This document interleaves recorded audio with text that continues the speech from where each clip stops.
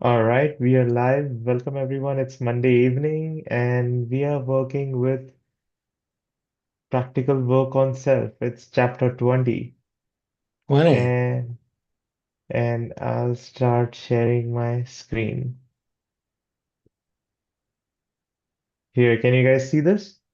Yes. Yes. Yeah.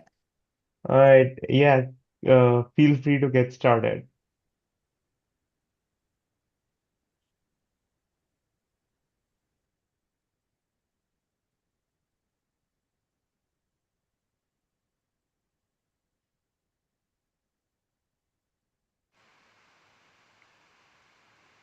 You need to scroll it a bit. There you go.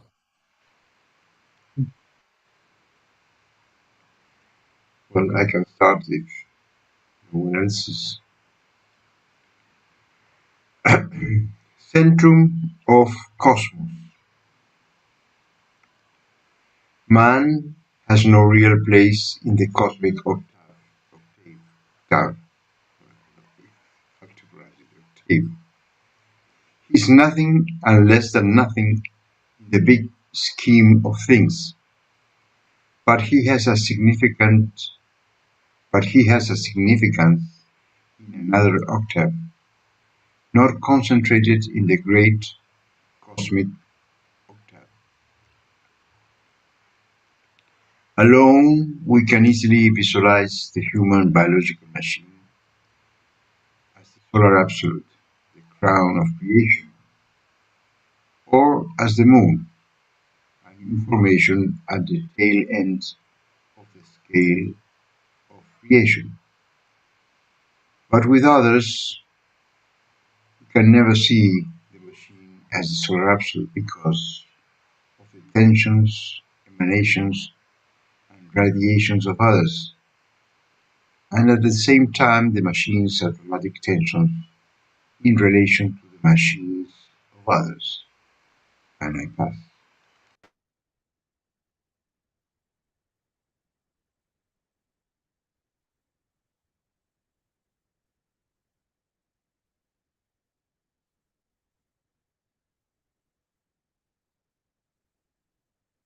The descending scale of creation can be a tool for understanding more than just the theory of astronomy. Creation was not slowly made over a long period of time. As a matter of fact, the creation did not appear in time. It is time, exactly one moment, which, in the objective sense, is the same thing as saying eternity. Everything which exists within the creation exists eternally in its own time and place. Once existing, always existing. Because the creation is not a flow of events, but a living, eternal mathematical equation expressing itself as matter, which is energy viewed below the speed of light, and energy, which is matter viewed at or above the speed of light. Us.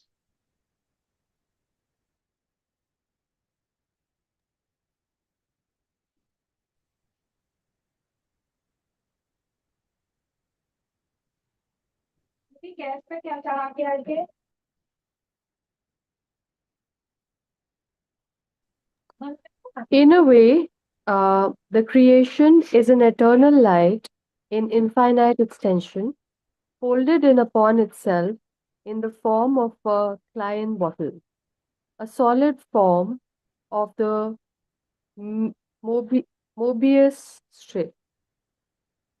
Time is the unique subjective through which we are able to tread our way to the space of higher dimensions and view time as a lower dimension.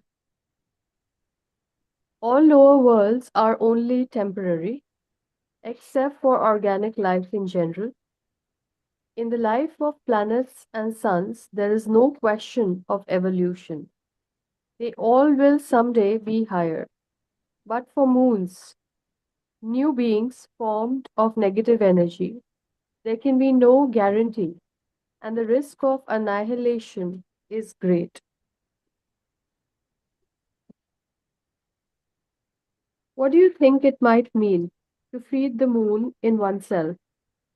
Without this internal moon, the machine cannot attain the imbalance and disharmony necessary to function as a transformational apparatus.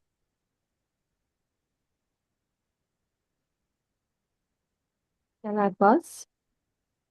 Man has no real place in the higher dimensions of the cosmic octave. He is nothing and less than nothing in the big scheme of things, but he has significance in another octave not evident within the great cosmic octave.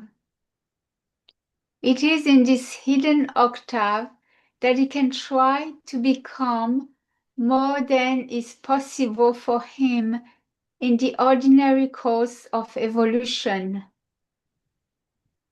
In studying the law of octaves, it must be remembered that octaves in relation to one another are divided into fundamental and subordinate octaves. Retardations can in this way be understood as potentials of new directions. We can never learn to use fully the laws of octaves, but we can learn to use some of its laws. Pass. While the being is under the law of three, the machine is inexorably under the law of seven. If we really understand this idea, we have a very powerful tool for work. It would be beneficial in this respect to study deeply the laws of octave. Choose an object and make it temporarily represent for you the solar absolute. For the purpose of this experiment, every other object and being in the cosmos exists only to subordinately in relation to it. Now visualize all those objects, events and ideas which, from the very beginning of time to extreme end, were and are necessary for its appearance, continued existence, maintenance and appreciation. May pass.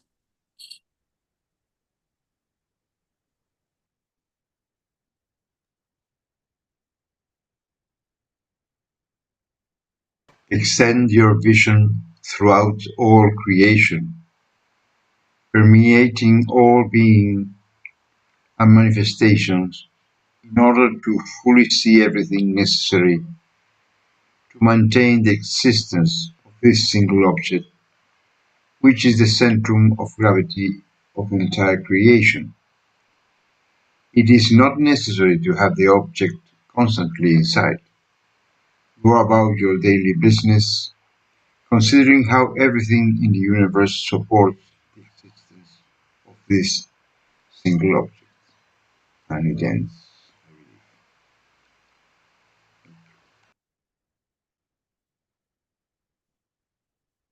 It's a very cryptic chapter, Very different chapter from the previous series of chapters we've been reading. cryptic.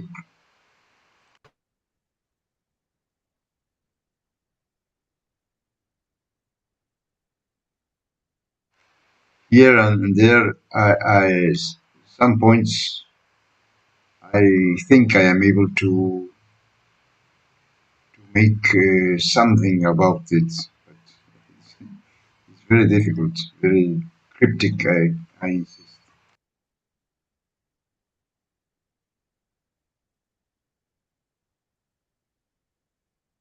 What hint do you get?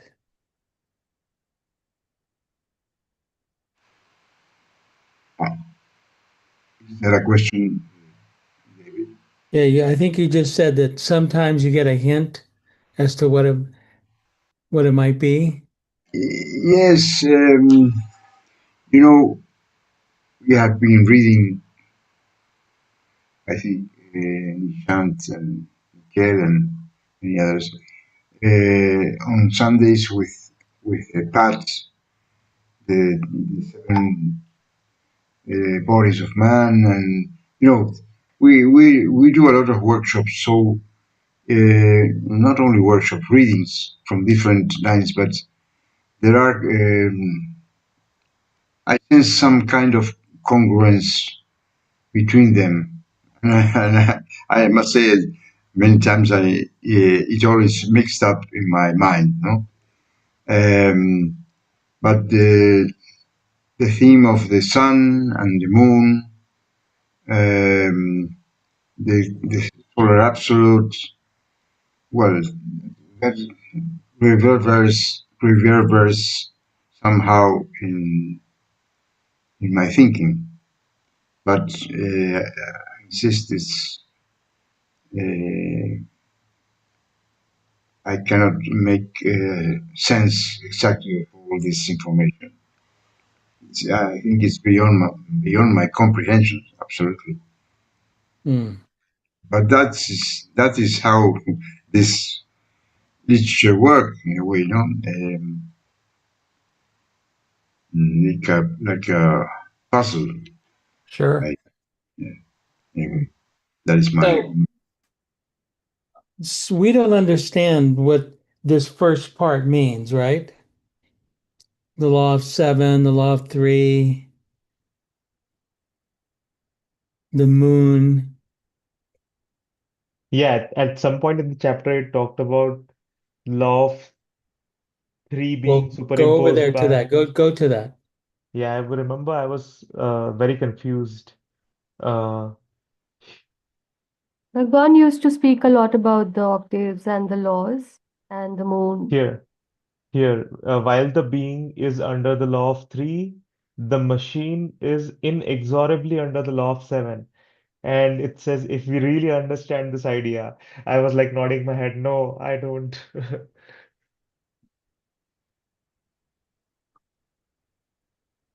Okay. So what do we do if we don't understand something at all? We don't understand this, right? hmm What do we do? Just go on and say, I just didn't understand it? No, I mean, we can discuss it as a group and see if Okay, we so can discuss it as a group is one. What else? What's another? Is there anything about this chapter you understand? Is Yeah, there a little any? bit. Good. Alka, help us. Okay, law of three is that there are three kinds of forces that allow any outcome to achieve or any decision to be made. One is the active force, which is that when you want something to happen and you're doing everything to make it happen. Then there is the passive force, which is that you don't want it. All of a sudden, the pendulum swings to the other extreme, and all of a sudden, you don't want it. And you will do everything to stop it. And then there is the neutral force, which is the force that is the force that's coming from the universe, which actually takes the correct decision, but you need to have an eye to observe these swings and patterns and when the neutral force is coming in. Um, that's the my understanding of law, like a broad understanding of law of three. might be details that I might be missing out or may not be technically accurate. Law of seven is the octave, wherein there's like the musical octave that we have, the sa re ga ma or do re le ma fi. Each note has a distance in it. And sometimes our behaviors, or let's say a lot of times, or most of times, our behaviors move in certain patterns. And there is repetitions of those patterns. So if I'm moving from sa to re to ga, there is a interval between each of those notes. From between sa to re, there is an interval of time period, which is in actual musical notes is very short. But you can proportionately count your timings according to those proportions between the notes. So for example, if I don't remember the exact gaps between, so if the gap between sa and re is 1.5, and let's say I had a fight with A on Monday, and I have the second fight with A on a Thursday. So I will say that the time between Monday and Thursday was this much, and this is the proportion. Now the next interval of the fight, if it is happening on a Wednesday, then that distance is going to be more or less likely to be the distance between re and ga, which is the next notes. At ga, which is the third note, there is no the interval. There is a space for changing the trajectory of patterns. So if you start noticing these patterns and intervals, then you know that after ga there is an entire space, and you put an extra force in that, you can break out of a pattern. So the law of octave is that everything comes in a pattern, and you have to identify spaces where you can put in some extra effort, extra force to break out of those patterns. That is my understanding of law of seven, the broad understanding. Uh, and then, essentially, our actions, habits, patterns are all cyclical in nature, and you have to identify those cycles and at what intervals it's happening, and you can identify spaces where there's an opportunity of a transformation as well. Thus, law of seven, feeding the moon is the negative thoughts, the mind chatter, and the all the negative emotions that we do. They say it's called feeding the moon. It's called the dark side of the moon. They say that all of it goes to the dark side of the moon, and it feeds. So, one thing that I liked in what we read or more clearly understood was that it's saying that those dark side of the moon, those negative thoughts are very important for transformation as well.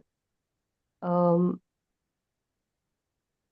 so yeah, I think that's The broadly dark what side I is also important, right? To know that, yeah. So it's very to important attend to it. to attend to it and acknowledge them, observe them, and then use that for transformation, like the fuel.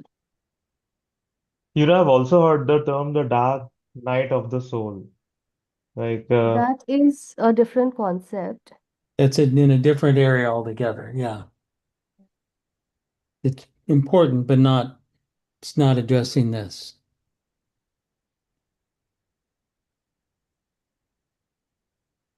Solar Let, absolute, I mean, is the absolute your possible highest stage of evolution, or anybody's possible stage of evolution. We are at the lower, and the laws also keep changing. So there is the law of 48, 72. I don't even remember those things. But as you keep moving the ladder of consciousness, the earthly laws apply less and less to you. But that's a very high stage. We are all being ruled by the, I think, law of, I don't 172 or something. I don't remember. Yeah. right. 96. The moon. 96. Yes, thank you, Swati. Yeah, even to 96. Yeah.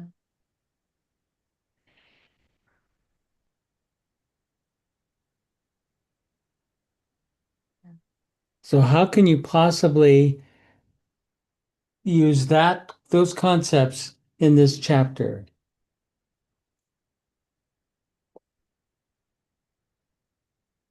If we read this chapter with these understandings of law of three, law of seven, and the dark side of the moon, then it might be, we might understand more of it.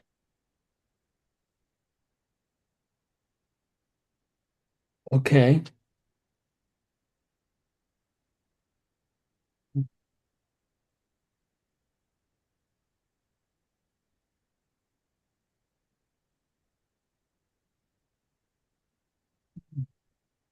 So for related to the law of octaves, right? Say just as Alka said that like do, ra, mi, fa, there is a small gap, and then sol, la, si, to, and then there is a huge gap. So in your journey, right, we can experience like say sometimes you are on the path, you're progressing, and then all of a sudden some gap comes, and it's natural as it's a law. So then with some momentum, say we are working as a group, so we get that momentum and we are again thrown back to the previous momentum that we were having. And then after a while you fall into that big gap, like sa, ni, the in Gujarati, like so that big gap, there is like your effort, group effort, and sometimes like in the path of surrender they call it like a grace of master is needed to pull you back from like wherever you were. So for your journey you can use that law of octave. Like I especially visualize whenever I feel like okay, I'm lagging behind or I'm dropping somewhere, then I feel like is it a small or a big, then I start like find the discourses from whomsoever I feel comfortable, Mr. T or the Osho or the whatever, and then I get that force, and then I again pick up that momentum. So I use it like that way, the small gap and the big gap, and then going into the line. So yeah, Yeah. that is another way of looking at it. So you actually observe those notations in your energetic field? Yes. Okay. All right.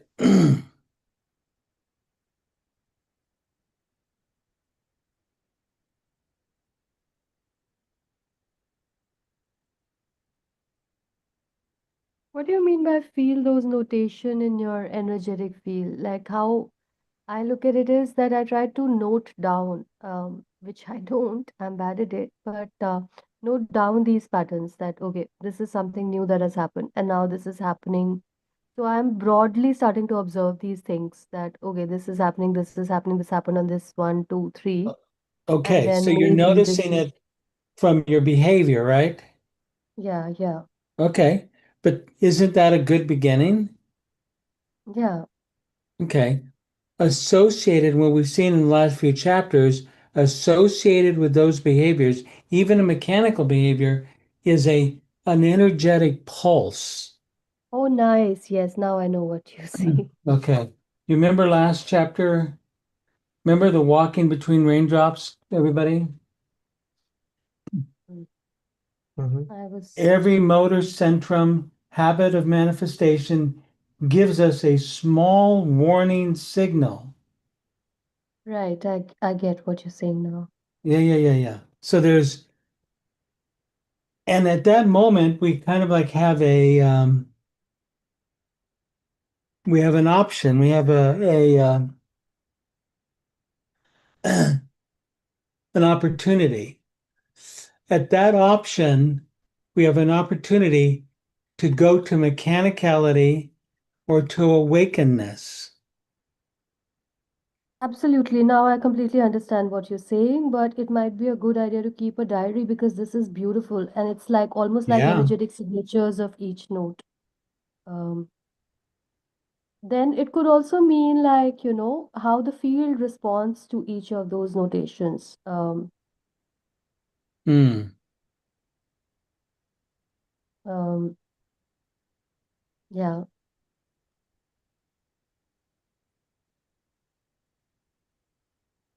So, so the field would respond completely differently when we are, Absolutely. Right? yeah. I mean, doesn't if we have no attention on it, then we don't know, but we can predict exactly what's going to occur.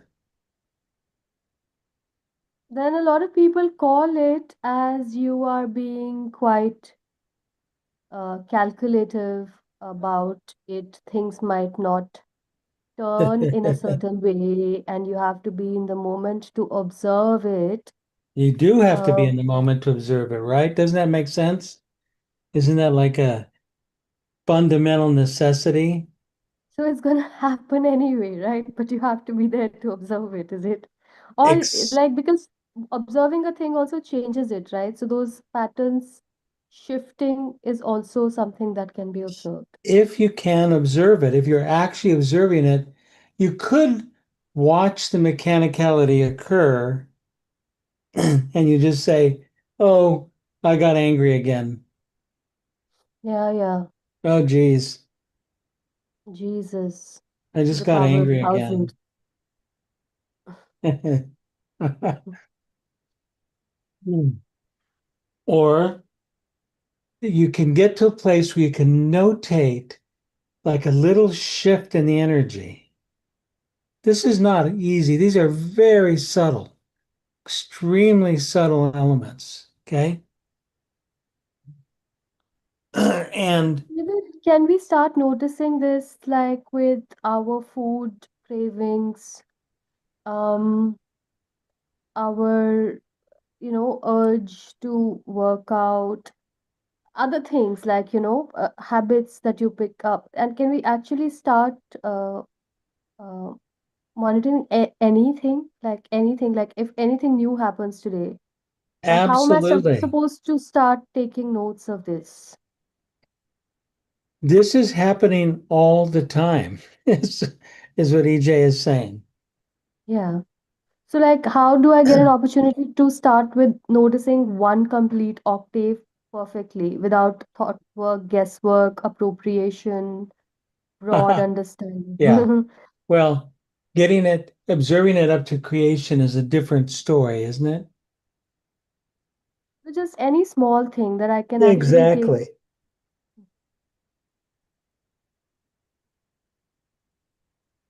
Like, do you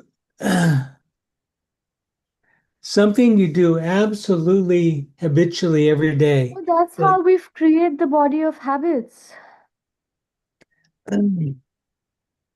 so if this, and this happens, and I get depressed when this, and this happens, or I get depressed, or I get depressed if, or I get frightened if this, and this happens. Hmm. That is a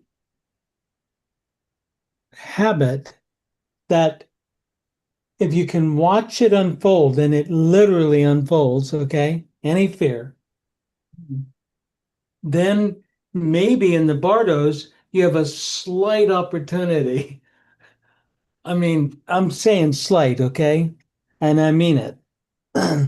We're talking about full on battle.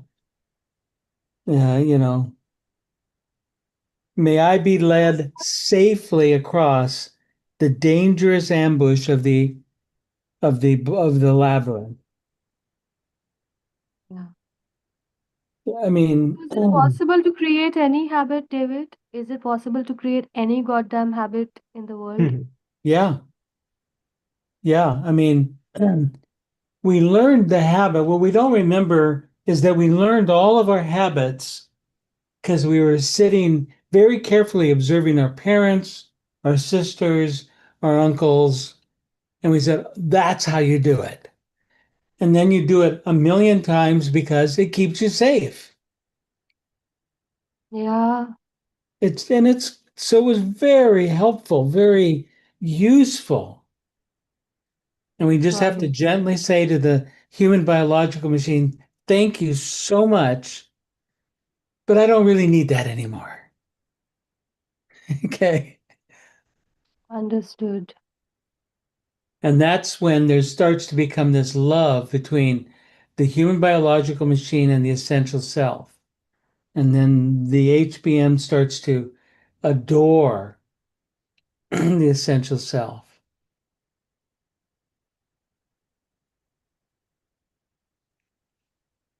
But you all remember that from HBM, right? The last few chapters. HBM, what is the full Human form of Biological Machine as a Transformational Apparatus book. Yeah, I was Adoration of the kidding. I Machine. was kidding. I know, but I never know what I'm working with here, buddy. So Yeah. Nikhil's asking himself, did we study that book together? Yeah. Who said Did EJ we? wrote? Oh, I missed that year. So these are now. Why does EJ then? Let's see. Choose an object and make it temporarily representative for you. Okay, choose an object and make it temporarily represent for you the solar absolute. For the purpose of this experiment, every other object and being in the cosmos exists subordinately in relation to it. What is that? How does that relate to all of this? Does it even? What's he talking about? I think this somehow relates to the first two paragraphs where EJ is talking about it's easy to recognize your own machine as the solar absolute, whereas it's difficult to recognize the solar absolute in other machines, in someone else's. So, uh, maybe it's about here it says every other object and being in the cosmos exists only subordinately in relation to it. So what is Solar absolute is the absolute, and everything else comes under its law. So you choose that object and you treat it as the solar absolute. I don't know how you do that. Well, the best thing is to start with, I don't know how to do that.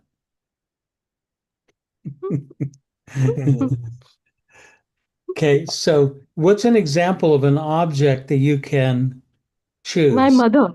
My mother is the solar. Oh boy. Well, she might agree. She'd probably agree with you. I have a Rubik's 200% Cube here. agree. For you, she's saying, That's simpler. for you, my dear, that is correct. I am your Yeah, you cosmos. finally realized.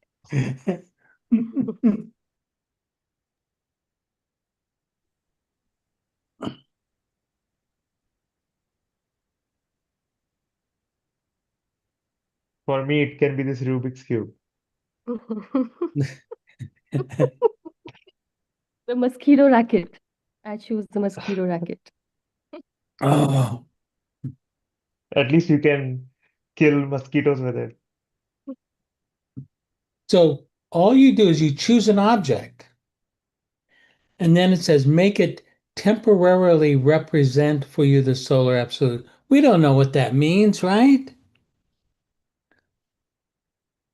Like you follow it Mhm. completely and you look up to it and you treat it as the source of light. And it says every other object and being, including yourself, buddy. Okay. Is Michelle still here? Did she have to leave? I'm here. Really? What do you think about doing this project? Choosing an object? Yeah. Yeah. Do you see what it says here? Read the paragraph. Choose an object and make it temporarily represent for you the solar absolute. For the purpose of this experiment, every other object and being in the cosmos exists only subordinately in relation to it. Rajesh, are you there? Yes, I am here. Read that paragraph. Now visualize all those objects. No, Then not the choose next one. paragraph. Okay. Read the paragraph that Michelle just read. Choose an object and make it temporarily represent for you the solar absolute. For the purpose of this experiment, Every other object and being in the cosmos exists only subordinately in relation to it. Okay. Swati, it's your turn. Can you see the screen? I don't know. You're on your phone. Yeah, I can. Okay. You want me to read this? Yes, please. Choose an object and make it temporarily represent for you the solar absolute. For the purpose of this experiment, every other object and being in the cosmos exists only subordinately in relation to it. Bernie. Okay. Choose an object and make it temporarily represent for you the solar absolute. For the purpose of this experiment, every other object and being in the cosmos exists only subordinately in relation to it. Nishant.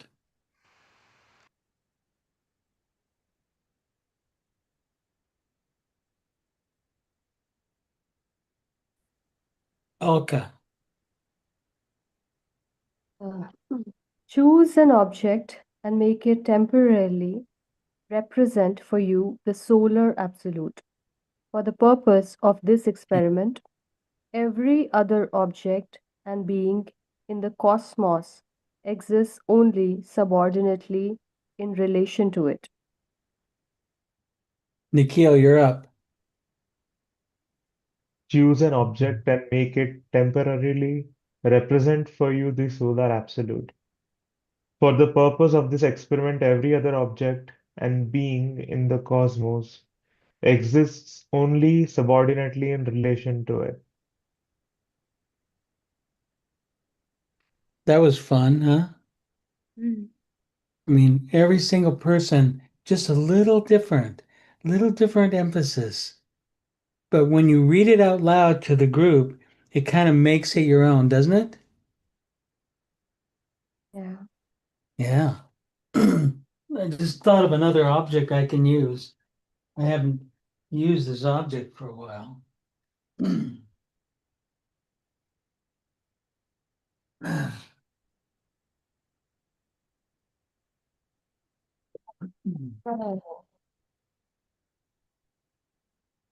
Alka, meanwhile, David is grabbing something. You know, in Bhakti yoga of Krishna's like Hindu mythology, where Krishna is considered the Purush, the solar absolute, and everything else in the entire world is his Sakhi or the female subordinate to him. Doesn't it like look similar kind of methodology? Yeah, I was thinking of EJ. He's the solar absolute for us. We don't behave in that way, but we could. It's a good example because the last few chapters of the Bhagavad Gita, the way that Krishna is talking to Arjuna, he's saying, "Well, I'm the whole thing, buddy. I'm everything," and he kind of like barely lets him see that. At least that's how I read it, because Arjuna would explode otherwise. But he basically says, I am that object. I represent the solar absolute. Very good example. Yeah. So I don't know if to call it example, it's actually like the truth, Bernie. I would like to let's give attention to the paragraph before that, because it is very interesting to say that parables are the speech of conscious beings. Yeah. Blended for multi-dimensional significance to conform to their vision of life as they see, hear, feel, sense, and understand it. It is somehow describing what we are discussing or exploring here. each of us, at least I see it, brings an interpretation or whatever these lines have to us, no? And I would like to share my interpretation, and because you said it in the beginning that there are many avenues to what we sense and react to this. One reaction in my case is when I don't make sense or understand, I get angry. I know my muscles tend to close. Beautiful. Beautiful example. And I think that those are things that this kind of literature, at least in my case, gets me near to a sense of uncertainty, and the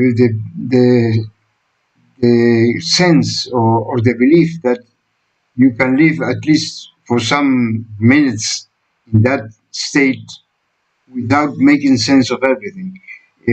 Let me finish this, because in this case, a parable is not a description. It's a way of presenting something from an angle unknown, and that is something that we mostly Westerns don't like. We want things to be explained, rationalized, so we can rest. Say, okay, that's it. That's it. Then So I am exploring that line. Then we think we understand it.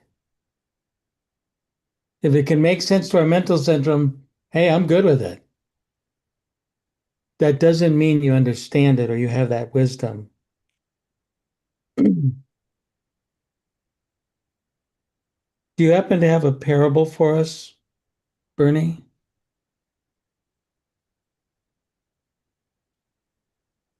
I will be very enlightened, and I'm not that enlightened. But you almost speak in parables sometime. I mean, it's quite beautiful. This speaks to you. I mean, for me, it is, when I think of this paragraph, I think of you actually. You know, like you're a songster, right? A song is a parable. It's a story written in music. Yes, story somehow. And the thing is that that story is for each one a different one. Not a parable, but you can. We all know the story of the elephant, of course, no? Or the elephant that. No, I don't remember it. Tell me. Yes, you remember it. But anyway, if you want, I can tell it. Sure, I'd love to hear it. It's the story of the appearance in a population in a town that they had never seen an elephant, and when the elephant came, each of the person that had never seen an elephant and had no idea what elephant looked like, they had no experience, began to touch the elephants, and in a way they were blind for not having the experience beforehand. They were somehow blind, and each of those persons who touched some part of the elephant, the one who touched the tail said it was like a trunk, and the other who touched the feet said something, and the other who well, whatever. What this means, it's a long story and very beautiful, and I'm not very good in this case. Not the words in English, but what the parable or the story is talking is somehow each one of us sees the thing from his experience or his programming or whatever, and that is how things are. And it's not good or bad. It's the way things are. But the stress is, I think, it's how we react to this to the thing. In my case, I insist that this kind of literature makes me stress my muscles, my jaws, because I need obsessively to make it sense. And I think this literature is not exactly written to give us information, senseless information. Not all the times. Not all the time. That's it. I can't go on.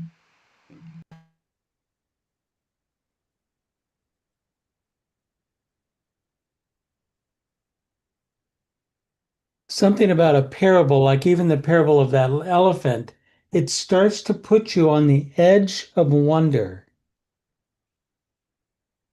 And by its definition, wonder is not knowable. You don't know, but you're in wonder about it. And it's a lovely feeling to hold. Like if you see somebody, wonder about them. What would they be like? You know, who are they? What are their 10,000 stories? Because every one of us has been through 10,000 stories that nobody else knows about. Wonderful. Yeah. It's wonderful.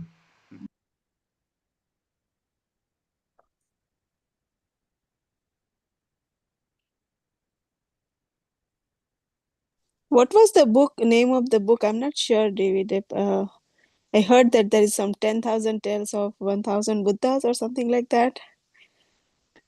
Well, there's the concept of that it's actually the ancient Africans, they passed all of their history along verbally. And the holders of that were called the griot. And it was a profession that you learned to learn the 10,000 stories. Oh, by word of mouth, yeah. Yeah. And like some of the great literature from ancient times, like I don't know about in your cultures, but in the Western culture was like the Odyssey, the Iliad and the Odyssey were foundational to Western literature. They were totally, for what is it they say, like 2,000 years, passed on verbally. What about Las Mil y Una Noches, The 1001 Nights? It's a very powerful book also. Stories. What book did you Exactly. say? Which book? Las Mil y Una Noches in Spanish. It's an Arabic tale, very powerful. 1,000 Nights. 1,001 Nights. 1001 Nights, sorry, yes. Yeah. My father read it to me when I was very young, and it was, as you said, David, it was wonder, because one tale went to the other, and they were tied together somehow, and they were never finished because the story is very nice because she had to bring each night a new story to the Sultan. If not, he would behead his head if she could not read to him all those stories. And well, it has some meaning, very wonder meaning. I don't know. How do you like that pressure, huh? That every night he had to come up with a story or he would be beheaded every night. And he kept the prince's attention so well that he was captivated by the story.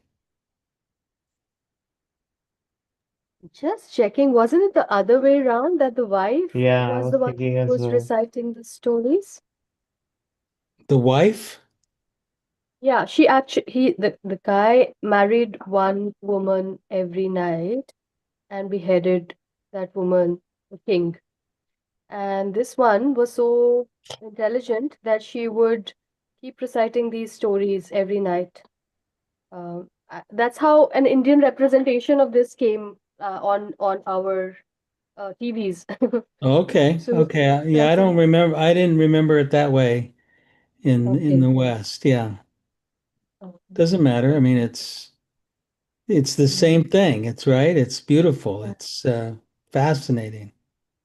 Also reminds me of the Vikram Betal series, wherein Betal would hang on the back of the king, Vikram, and he has to cross him every night. And the king has to tell Betal a story every night. Otherwise, Betal would kill him. No, I think he will say that you are not supposed to answer, and then he will, at the end of each story, he will Yeah. ask him to say something, and then the moment he speaks, it would be so compelling that he cannot resist, and then the Vetal will vanish. Answers, and then Betal goes back to Yeah. his branch. So Betal is this vampirish creature that hangs on a tree.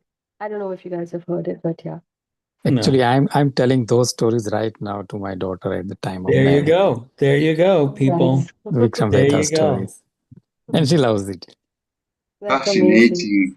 This group, at least for me, is fascinating because the mixture of East, West, and Northeast and gender is very, very powerful. Beautiful. Beautiful. Yes, yes.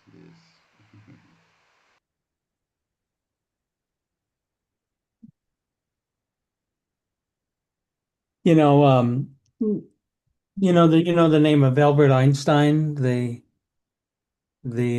physicist, right, from last century, law of relativity. Yes, Anybody David. everybody ever heard of him? Okay, good. Thank you. Anyway, he said, if you want your kids to really learn a lot, read them fairy tales. If you really want them to learn a great deal, read them a lot of fairy tales. And it goes right with this paragraph that Bernie was put. Those are parables that open the wisdom and the wonder for these individuals, these children. I did that with my daughter. I'd read her many, many, many parable. And then when my mother was dying, I went down there to visit her, and I read parables to her. I read tales and myths. She loved it because it put her in a state of wonder. And in the state of wonder, guess what? You have big eyes, right? Door opens. Doors open. It's exactly right. And you can be in that other dimension. Like, except then that dimension is called, let's see here. This is a marble. It was made by a glass blower here. It's kind of got a little flower in it.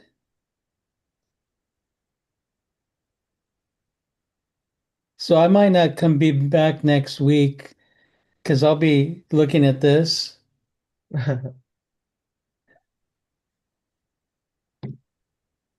And unless it talks to me, I may not be able to make it back. I mean, who knows? Your solar absolute. That's my solar absolute, buddy, right there. And what if it stays quiet all week? Oh my Well, we are God. looking forward to hearing all about it, David, when you come back next week. If I come back, you're right.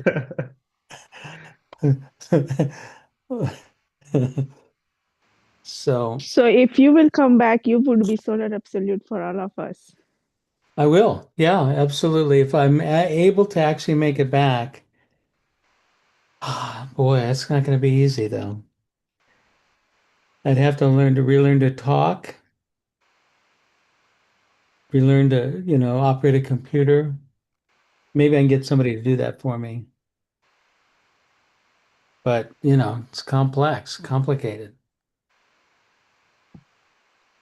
Because if I get to that position, do you think I would want to come back? If you get to be the position of solar absolute, Yeah. no. Sharing is caring, David. Good for you. Boom. You're the boss. You have to come back for us, David. We need you. Okay. So Come on, send us a messenger, get on the please. spaceship. Yes. What a night. What a night. Fun. All So right, don't pick, at least do that. Okay? At least do that Yes. and Yes. visit it. Okay. Thank you guys. See you guys next Bye-bye. Thank Monday. you. Thank So you. much. Thank Thanks you. a lot. Thank you.